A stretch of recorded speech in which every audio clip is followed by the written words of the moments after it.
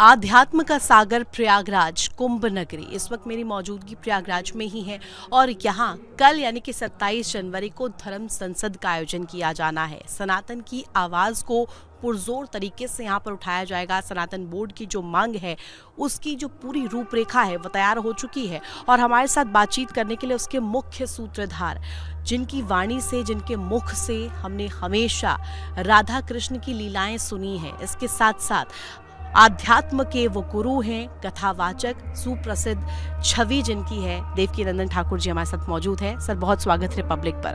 बहुत बहुत धन्यवाद आपके सभी व्यूअर्स को मेरा राधे राधे।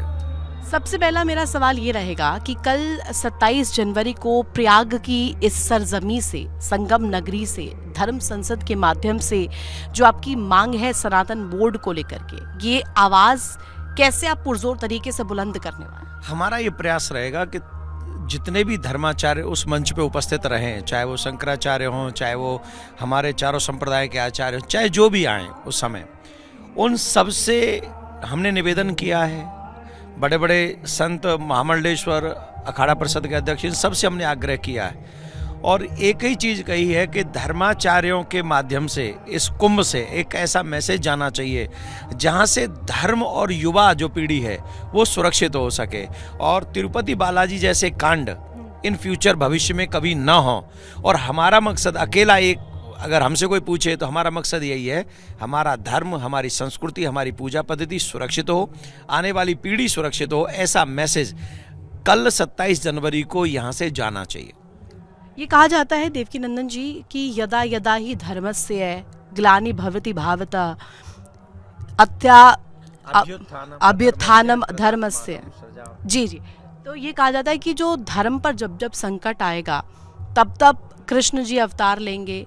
तो ऐसा क्या हुआ, ऐसी कौन सी बात हुई जिससे देवकीनंदन ठाकुर को लगा कि सनातन बोर्ड की आवाज उठनी चाहिए? देखिए, प्रतिकूल परिस्थितियों में धर्म की बात करना वो धर्म की रक्षा करने के बराबर है।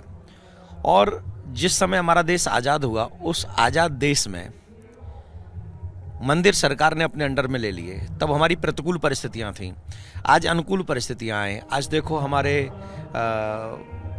योगी जी धर्मात्मा हैं, प्रधानमंत्री जी धर्मात्मा हैं, अमित शाह जी जो कि इतने तटस्थ एक तरीके से एक ऐसे योद्धा हैं सनातन के।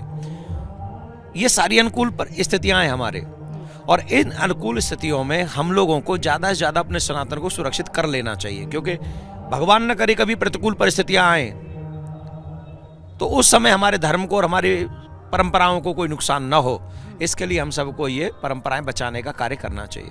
लेकिन चूंकि आप मुख्य सूत्रधार है इस सनातन बोर्ड के, इसकी रूपरेखा क्या रहने वाली है? देखिए, मुख्य सूत्रधार मैं नहीं हूँ, मुख्य सूत्रधार सभी संत महात्मा हैं जिनको ये दर्द है।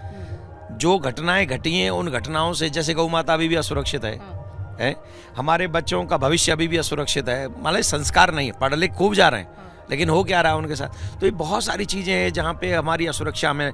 तो इसका मेन सूत्र है कि मंदिर सरकार से मुक्त हों, धर्माचार्यों के द्वारा गुरुकुलों वहाँ बनाए जाएं, धर्माचार्यों के द्वारा वहाँ गौशालाएं चलें और धर्माचार्यों के द्वारा ही वहाँ पर हॉस्पिटल्स की व्यवस्था ऐसी हो जहाँ से धर्म प्रणाली आगे बढ़े।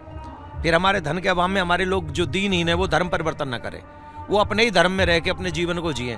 तो इसके लिए बहुत जरूरी है कि सारा सनातन जगत संयुक्त हो, संगठित हो।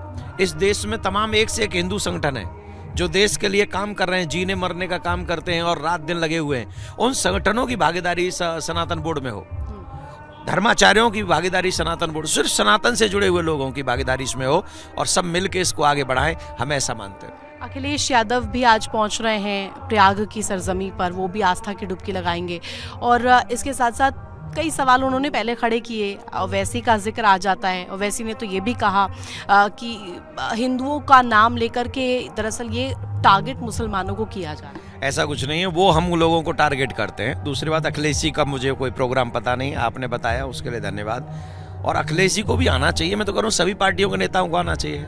हैं तो सनातनी ना।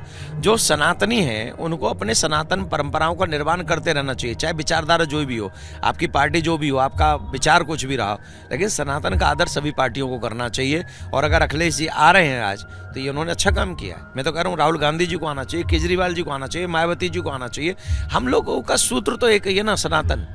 तो हम सब आ रहे हैं। मैंने सुना है कल अमित शाह जी आ रहे हैं, तो अमित शाह जी, आदरणीय अमित शाह जी आ रहे हैं। प्रधानमंत्री मोदी जी का भी सुन रहा हूँ कि वो आ रहे हैं। योगी जी पूरी कैबिनेट के साथ डुबकी लगा चुके हैं। ये सनातन परंपरा है, इसको बढ़ने दो, इसे और बढ़ाओ।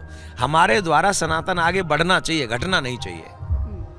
एक तरफ वक्फ बोर्ड की हम बात करते हैं, वक्फ बोर्ड का इंतजाम होना चाहिए।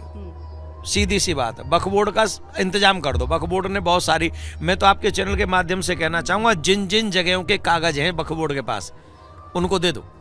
कब्जाऊ नीति के तहत वो जैसे क्या कह रहा हूँ, जिन जिन के कागज हैं उनके पास, वो उनके लिए छोड़ दो। और जहाँ कागज नहीं है वो अपनी जगह सरकार को अपने पास में रखनी चाहिए। यही उचित कार्य है। धन्यवाद। और